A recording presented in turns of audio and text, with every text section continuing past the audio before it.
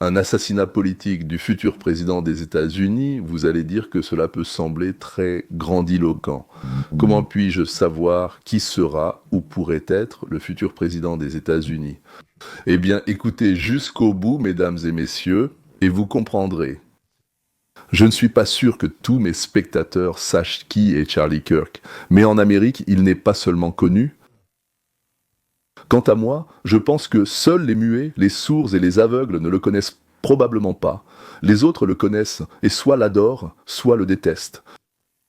Voici comment Charlie a présenté Bill O'Reilly en l'interviewant à propos de son nouveau livre. Un nouveau livre est sorti et je l'ai lu ce week-end. Charlie Kirk, l'aile droite de la Révolution, comment vaincre les éveillés et sauver l'Occident. Il ne parle pas du Far West, mais de l'Occident. En ce qui concerne les États-Unis d'Amérique, l'Europe, ceci et cela. Les sujets de l'Organisation mondiale du commerce sont bien traités dans le livre, avec une bonne analyse. J'y ai appris des choses. Peut-être le savez-vous. Il est le fondateur de Turning Point, États-Unis d'Amérique. Il a une émission de radio sur Salem. Il a écrit 3 autres livres et c'est un conservateur convaincu. Actuellement, il est avec nous depuis Phoenix. Donc, je suis à la moitié de votre livre. Je ne suis pas si sûr qu'il y aura un mouvement révolutionnaire de droite dans ce pays. D'accord, convainquez-moi que j'ai tort, convainquez-moi. J'espère avoir raison. Une partie du livre, comme vous le savez, pose les bases nécessaires. Maintenant, je dirais cependant, Bill, que nous commençons à voir quelques troubles en France. On observe cela partout en Europe, en Belgique, aux Pays-Bas et aussi en Argentine et au Salvador. Je veux préciser qu'une part de cette révolution de droite vise simplement à ramener le pays à des positions normales et acceptables en politique publique. Par exemple, nous devrions avoir une frontière et les enfants ne devraient pas subir de mutilation médicale. Donc l'idée de la révolution de droite nous ramène en réalité à un pays tel qu'il était à la fin des années 80 ou au début des années 90. Impossible de prédire, Bill, tu pourrais avoir raison ou pas. Cependant, dans tout le monde occidental, nous commençons à voir de plus en plus de citoyens, des gens ordinaires, commencer à résister aux politiques de gauche concernant la migration de masse, l'argent bon marché et l'inflation. Ils souhaitent retrouver l'ordre, la raison et moins de radicalisme et de folie. Une époque où il n'était pas question que l'école enseigne à nos enfants de 8 ans que les hommes peuvent accoucher. Suite. Charlie a organisé le mouvement américain Turning Point, c'est-à-dire pointe de bascule, pointe de tournant, qui, lui et son équipe, parcouraient les universités et provoquaient les gauchistes à des débats, des discussions, des dialogues publics et faisaient une impression saisissante sur les étudiants. À eux, les étudiants, je veux dire, on leur racontait depuis des années à quel point les gens de droite sont des idiots, des salauds, des meurtriers. Ils ne pouvaient même pas dire un mot. Soudain, Charlie et son équipe dominaient aisément les gauchistes grâce à des faits, de la logique, des exemples historiques et leur érudition. Charlie a amené dans le parti républicain, ou du moins a détourné des démocrates, des dizaines de milliers d'étudiants trompés par les démocrates. On a tenté de l'empêcher d'entrer dans les collèges et universités, on manifestait, on criait sur lui et ses partisans. Maintenant, ils l'ont tué, c'est bien eux. Ce qu'ils n'ont pas pu faire avec le président, ils ont commencé à le faire avec les figures les plus marquantes du mouvement conservateur des États-Unis, d'Amérique. On peut dire que j'ai accusé la gauche avant même qu'une enquête ait lieu et c'est probablement justifié. Il ne faut pas faire ça. C'est simplement une chaîne logique de réflexion et d'analogie qui mène à la conclusion qu'il s'agissait d'un assassinat politique. Sauf s'il s'avère qu'il s'agit du père d'une fille à qui il aurait fait quelque chose. Mais à en juger par tout ce que nous recevons comme information, il semble que ce soit un assassinat politique. Un jeune leader populaire de l'aile droite, un futur grand personnage du Parti républicain. Il est déjà une figure importante du Parti républicain, un futur membre du Sénat ou quelqu'un dans l'administration des présidents conservateurs ou autre chose, ou bien nous en parlerons. Moi, par exemple, j'étais convaincu que Charles aurait rejoint en 2028 l'administration de celui qui succédera à Trump. Charles, c'était une force, il allait être écarté par la force par des méthodes musclées. C'est une information urgente et une histoire en développement. L'activiste conservateur Charlie Kirk, fondateur de Turning Point États-Unis d'Amérique, aurait été blessé lors d'un événement à l'Université de la Vallée de l'Utah. C'était lors d'une séance de questions-réponses en plein air, comme celle que vous avez vue en ligne, où des jeunes s'approchent du micro. Cela devait être un débat, une séance de questions-réponses, un échange libre d'idées, cette diversité intellectuelle même dont il devrait être question dans l'enseignement universitaire. Et dans ce qui ressemble clairement à une tentative de meurtre délibéré. Quelqu'un a tiré pour interrompre ce discours, blessant apparemment la personne au cou. Pour le moment, nous n'avons aucune information sur son état. Nous ne savons même pas s'il est en vie. Nous savons déjà que Charlie est décédé à l'hôpital des suites de sa blessure et d'une hémorragie. Mais juste pour vous montrer, voici une scène où la foule s'enfuit de la zone. Encore une fois, cela s'est vraiment passé. Pour moi, cela ressemble clairement avant tout à une tentative de meurtre, car il semble qu'il n'y ait eu qu'un seul coup de feu. Ce n'était pas une fusillade de masse dans la foule, c'était directement sur Charlie Kirk. Je ne pense pas qu'il soit nécessaire d'être aussi sceptique sur la raison de cet événement. C'est vrai, ce type à un certain niveau, ou cette fille, qui que ce soit, avait une certaine opinion sur Charlie Kirk, ou plusieurs opinions, ou alors c'était simplement un événement politique. Qui sait, n'est-ce pas? Mais il convient de noter que, selon André Pescolota, qui est présent à l'événement où il était, l'organisateur proche de la position de Charlie a déclaré qu'il avait été blessé au cou. Et la conversation à ce moment-là, presque ironiquement, portait sur le nombre de tireurs de masse transgenres. Bien sûr, cela se produit seulement quelques semaines après que nous ayons vu une fusillade perpétrée par une personne transgenre dans l'école catholique de l'Annonciation à Minneapolis, Minnesota. Qui sait? Encore une fois, je ne dis pas que c'est la raison, parce que nous ne savons pas. Qui ne sait pas, au cours des 2 dernières années, aux États-Unis, il y a eu des fusillades de masse, je ne sais pas comment le dire plus précisément, des foules, c'est-à-dire des gens qui venaient avec des armes et commençaient à tirer dans un cinéma, dans une foule ou ailleurs, etc. Eh bien, 6 fois de suite, il s'est avéré que ces personnes étaient des transindividus, c'est-à-dire des personnes en cours de traitement médicamenteux pour leur transition, autrement dit, le sexe ou le passage de l'organisme du féminin au masculin, ou inversement. Mais pendant ce processus de transformation, ils prenaient toutes sortes de médicaments. Il y a déjà de nombreux médecins qui affirment que cette transformation s'accompagne d'explosions d'agressivité. Eh bien, les mêmes que celles qui arrivaient et arrivent à Hillary Clinton, mais on ne lui donne pas d'armes. Mais ceux-là avaient accès aux armes et tuaient. Charlie Kirk a également été critiqué récemment dans les principaux médias pour des commentaires qu'il a faits au sujet du meurtre d'Irina Zaroutskaya. Je pense que c'était littéralement il y a 2 jours, lorsque les gens ont commencé à l'accuser de racisme parce qu'il voulait discuter de cette histoire dans les médias traditionnels. Encore une fois, nous ne blâmons pas les médias traditionnels dans ce cas. Mais ce sont peut-être des événements récents qui ont pu motiver la personne. Nous n'en sommes pas sûrs. Je veux simplement souligner le contexte dans lequel tout cela se passe. Les blessés blessent autrui. L'événement était horrible, mais offre une occasion de se rallier à l'opinion générale. Et pour quelqu'un comme Charlie Kirk, il devrait avoir honte. Personne n'a mentionné le mot race, blanc, noir ou quoi que ce soit d'autre, à part lui. Les gens parlèrent de l'horreur de ce qui est arrivé à cette jeune femme. C'est d'ailleurs la dernière chose qu'il a publiée sur les réseaux avant la fusillade, disant « Pour changer, il faut politiser à 100% le meurtre insensé d'Irina Zaroutskaya, car c'est justement la politique qui a permis à un monstre sauvage avec 14 arrestations précédentes d'être en liberté pour la tuer. » C'est pour cela qu'on l'a traité de raciste et de monstre. Voilà pourquoi, encore une fois. En disant « Si nous voulons du changement, il est absolument nécessaire de politiser à 100% le meurtre insensé d'Irina Zaroutskaya.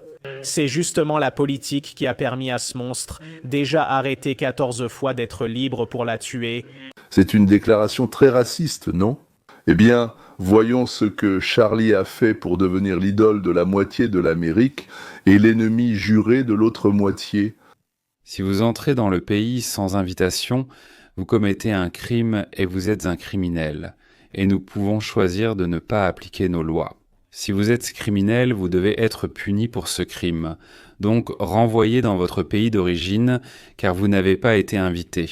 Et c'est une insulte, encore une fois, pour les Polonais, les Tchécoslovaques, les Sénégalais et les gens du monde entier qui n'ont pas la proximité ou le luxe d'entrer simplement en Amérique. Vous appelez cela un luxe? Quitter un pays sous une tyrannie politique et venir dans un pays d'opportunité. Vivre au Mexique, pouvoir parcourir 100 miles au nord et entrer en Amérique. Savez-vous combien de Pakistanais rêvent d'être à cette frontière? C'est pour ça qu'on les fait venir. Nous ne devrions pas, c'est l'essentiel. Et deuxièmement, vous pensez que vous avez le droit d'immigrer en Amérique? Je pense que je n'avais pas le choix. Mes grands-parents ont pris cette décision à ma place. Oui, je ne cherche pas à attaquer vos grands-parents. Aller dans un pays étranger est un privilège, pas un droit, surtout pour venir en Amérique. C'est un privilège de vivre en ayant besoin d'eau propre, de nourriture saine et d'air pur. Bien sûr, c'est le cas. Et il faut se battre pour cela. Oui? C'est... Non, mais nous ne l'avons pas fait. Attends une seconde, n'y avait-il pas d'autres personnes qui se sont battues pour ça? Eh bien, mes ancêtres se sont vraiment battus pour ça. Je suis un descendant très reconnaissant de nombreuses générations d'Américains qui se sont battus pour la plus grande nation ayant jamais existé. Venir ici? Eh bien, légalement... Quoi, attendez. Qu'ont fait mes ancêtres? Ils sont venus illégalement. Ils sont venus? Ici, en 1620, ils ont combattu dans la guerre d'indépendance, ils ont combattu dans la guerre civile, ils ont combattu dans... Alors, parce que mon grand-père n'est pas venu ici? Il peut remplir les papiers et attendre comme tout le monde. Ensuite, nous faisons ce que nous verrons si cela nous intéresse de le laisser entrer. Eh bien, vous comprenez avec quels imbéciles nous avons affaire dans les universités. Et ils disent que ce sont les meilleurs, qu'ils auraient étudié mieux que tout le monde, qu'ils auraient tout retenu mieux que tout le monde, qu'ils se rappelleraient plus vite que tout le monde ce qu'ils ont appris. Voilà pourquoi ils sont les meilleurs et vont à l'université. Mais en réalité, ils sont stupides. J'espère que vous voyez à quel point cet idiote qui pose des questions est stupide. Je m'appelle Alex, d'accord. Je m'appelle Alex, j'avais une question à vous poser. L'administration Trump a récemment entamé des procédures d'expulsion contre des immigrés en situation régulière, pour ce qui est manifestement une parole protégée par la Constitution. Et vous pensez que cela est conforme à notre Constitution et à nos valeurs en tant qu'Américains? Vous comprenez? Donc, je n'étais pas sûr de quoi il s'agissait. Il y a donc environ 5 cas qui pourraient être examinés. Vous parlez de Mahmoud Khalil et des étudiants, non? Oui. Mahmoud Khalil, un cas à part. Récemment, des visas étudiants ont été annulés ici et à l'Université du Michigan. Je suis heureux qu'ils aient été annulés ici. Oui, cela respecte la Constitution, car ils ne sont que des visiteurs, pas citoyens américains. Donc, en tant que visiteur, vous devez être visiteur selon nos conditions, et si vous violez cet accord, vous êtes renvoyé dans votre pays d'origine. Le visa étudiant est une invitation sous condition. Nous observerons qui vous êtes et votre comportement. Et si vous vous comportez d'une manière que le gouvernement juge insatisfaisante, bien sûr, vous serez renvoyé dans votre pays d'origine. Je dirais cela à ce sujet. Tout d'abord, la Cour suprême et notre Constitution disent très clairement que les droits constitutionnels s'appliquent à toute personne se trouvant sous la juridiction des États-Unis. Dans une certaine mesure. Par exemple, vous avez raison si c'est le cas. Un étudiant de l'Université d'État du Michigan avec un visa étudiant accusé d'un crime bénéficie d'une procédure légale régulière. Vous avez raison, ils ont les droits du 5e amendement. Mais peuvent-ils posséder des armes? Je crois que c'est interdit pour eux. Peuvent-ils voter? Donc il existe une limitation des droits pour les visiteurs. En partie, vous avez raison, mais nos droits en tant que citoyens américains ne sont pas les mêmes. Je comprends, ces droits sont soumis à des restrictions. C'est logique, surtout pour l'exercice des droits politiques comme le droit de vote qui me concerne. Mais la deuxième chose, c'est aussi la défense politique. En tant que visiteur, vous n'avez pas de droits illimités à la liberté d'expression. Non, ils dépendent de la possibilité de votre expulsion et la loi spécifique dont vous parlez. Dites ceci, et si le gouvernement estime que le discours d'un individu va à l'encontre des intérêts de la politique étrangère des États-Unis, alors que moi, je pense que le soutien au Hamas va à l'encontre des intérêts de la politique étrangère des États-Unis. Dans ce cas, nous pouvons vous renvoyer dans votre pays d'origine. Là, il y aurait un problème si nous expulsions ou emprisonnions soudain des citoyens américains. Je suis d'accord, vous pouvez soutenir le Hamas autant que vous voulez, en tant que citoyen américain, c'est votre droit. En tant qu'invité, vous êtes ici à l'essai et nous observons votre comportement. Et si cela ne correspond pas à la façon dont nous voulons que les gens s'assimilent dans ce pays, alors vous retournez en Libye ou en Syrie, ou d'où que vous veniez sans. Et voici une fille qui, de toute la politique, ne s'intéresse qu'à une seule chose. Pourra-t-elle avorter ou non? Mais humaine. La vie humaine a une valeur morale, quel que soit son développement ou sa capacité à ressentir la douleur. C'est vrai, mais je voulais juste... J'aimerais bien. Il m'a semblé que c'était intéressant. Vous avez dit que c'était pire, alors je... C'est donc pire numériquement, et l'Holocauste l'était aussi pour 2 autres raisons. Cela a anéanti une grande partie de la population juive. Près de la moitié des juifs vivants ont littéralement disparu. Ensuite, il y avait l'intention malveillante de vouloir anéantir tout un peuple religieux. Oui, ce n'est pas sans précédent, mais nous avons vu cela se produire seulement 4 ou 5 fois dans l'histoire. Mais juste pour répéter l'idée que, et peut-être pourriez-vous me dire, un bébé de 4 semaines qui peut ou ne peut pas ressentir la douleur, hein ? Permettez-moi de prendre votre argument et de dire qu'un bébé de 4 semaines ne peut pas ressentir la douleur, ni dans l'utérus, ni en dehors de l'utérus. Alors quelle est la différence morale entre ce bébé de 4 semaines et vous ? Contre moi ? Oui, pourquoi ? Pourquoi êtes-vous plus important que ce bébé ? Ce bébé de 4 semaines, parce que j'ai une expérience passée. J'ai aussi une expérience future. Ce bébé, même s'il a une expérience future... Non, tais-toi, tu as tort. Ce bébé, l'expérience de Monsieur 1. C'est pourquoi je pense que oui, j'ai probablement influencé et eu un impact sur un plus grand nombre de personnes, de façon positive comme négative, que ce bébé de 4 semaines. Désolé ? Pas l'utérus, donc oui. Pour être sûr de comprendre. Quoi ? Votre vision morale du monde, Boba, c'est que les gens acquièrent plus... De valeur avec l'âge, pas forcément plus ils vieillissent, hein. Je dirais c'est les gens. Non, vous venez de dire que c'est basé sur ce qu'ils ont fait. Donc par exemple, un homme de 82 ans aurait plus de valeur morale qu'un enfant de 8 ans. Désolé de vous interrompre. L'Occident s'est construit sur l'idée de sacrifier les anciens pour les jeunes. Mais pendant le Covid, nous avons fait l'inverse, sacrifiant les jeunes pour les anciens. Avant, les grands-parents se sacrifiaient pour le pauvre. Les enfants vivent plus longtemps. Maintenant, comprenez-vous pourquoi la gauche le détestait ? Parce qu'il disait des choses claires et compréhensibles dans le langage des jeunes. Après sa venue, les universités étaient remplies de casquettes « Make America Great Again » et Trump cessait d'être une insulte. Pas tous, bien sûr, mais cela commençait, c'est-à-dire qu'un dialogue commençait, une dispute commençait. Avant lui, très souvent, il n'y avait pas de débat ni de dialogue. Tout le monde saluait militairement et criait « Mort à Trump » ou alors, disons, « À bas les républicains ». Très bien, Charlie. Et quelque chose commençait à changer. Charlie est une perte irréparable pour nous, Les jeunes, pour l'avenir américain, le président a confirmé la mort de Charlie sur Twitter. Le légendaire Charlie Kirk est décédé. Personne ne comprenait ou n'avait le cœur de la jeunesse aux États-Unis mieux que Charlie. Tout le monde l'aimait et l'admirait, surtout moi. Et maintenant, il n'est plus parmi nous. Mélania et moi présentons nos condoléances à sa merveilleuse épouse Erika et à la famille de Charlie. Nous t'aimons. Il est évident que le président Trump entretient une relation de longue date avec Charlie. Charlie a joué un grand rôle dans l'élection du président Trump en 2024 et dans ce cas en 2016. La voix d'une génération en politique. Et moi, c'est précisément à ce moment-là, alors que nous essayons tous de comprendre cette terrible nouvelle, que la première chose qui me vient à l'esprit, en dehors de la tristesse pour sa famille, pour sa femme, ses jeunes enfants, ses millions et millions de fans et ses nombreux amis, c'est que Charlie Kirk aurait pu devenir président. Ses amis le savaient, ses nombreux fans le savaient, et ses ennemis, envers qui il a toujours fait preuve d'une telle gentillesse, le savaient aussi. Tout le monde le savait. Je me souviens, en fait, je pense que même avant de rencontrer Charlie pour la première fois, donc c'était il y a très très longtemps, les gens plaisantaient, ils disaient « Un jour, nous travaillerons tous pour Charlie Kirk ». J'ai rencontré Charlie pour la première fois dans la loge d'une chaîne câblée. Je crois qu'on était à Los Angeles.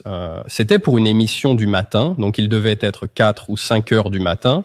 Moi, je vivais à Los Angeles à l'époque. J'étais assis à moitié endormi. Charlie, je ne sais pas où il vivait. Charlie vivait dans un avion et il arrive plein d'énergie. Au final, tout cela revient à sa vertu. Et je pense que c'est pour cela que tous ses amis, ses admirateurs et même ses ennemis que la vie publique engendre le savaient d'une certaine manière, parce qu'il incarnait la vertu. Les 4 vertus cardinales, la prudence, la tempérance, la justice et le courage. Extrêmement prudent, il était le politicien le plus habile de sa génération, de notre génération. La tempérance, personne n'était plus tempérant que lui. Je ne suis pas sûr qu'il ait jamais bu. Moi, en tout cas, je ne l'ai jamais vu boire. Il était tellement discipliné, tellement tempérant. D'où tirait-il toute cette énergie? La justice. Extrêmement juste envers les gens, en fait plus que juste envers eux. Toujours prêt à donner aux gens ce qu'ils méritent, et même plus que ce qu'ils méritent. Et la persévérance, condition préalable à toutes les autres vertus. Le fait que cet homme se rendait constamment dans des endroits très hostiles et ne s'en inquiétait absolument pas. Et les événements qui se déroulaient en plein air, comme celui où il a été mortellement blessé à l'université de l'Utah, pas de grandes barrières, des foules de gens, la plupart étant des admirateurs passionnés, certains étant des curieux prêts à être convaincus. Et malheureusement, une poignée d'ennemis et quelques personnes très malveillantes. En dehors des vertus cardinales, je pense que si vous connaissez Charlie d'une manière ou d'une autre, même si vous ne le connaissez pas personnellement, si vous l'avez simplement suivi, comme la plupart des Américains l'ont fait au fil des années, vous verrez 3 vertus théologales. C'est ce qui le préoccupait. C'est tout ce dont nous avons jamais parlé avec lui. Autrement dit, devant ou hors caméra, c'était son unique sujet de conversation. En fait, le dernier message qu'il m'a envoyé concernait cela. Profondément religieux, profondément curieux. Je veux dire, on pouvait glisser une pointe d'humour ici ou là, mais c'était pour l'effet. Parce qu'il voulait vraiment connaître Dieu. Et il aimait vraiment Dieu. L'Eliva fête aujourd'hui, nous sommes en deuil. Un homme énergique, intéressant, réfléchi et compatissant face aux malheurs et aux problèmes de notre peuple est parti.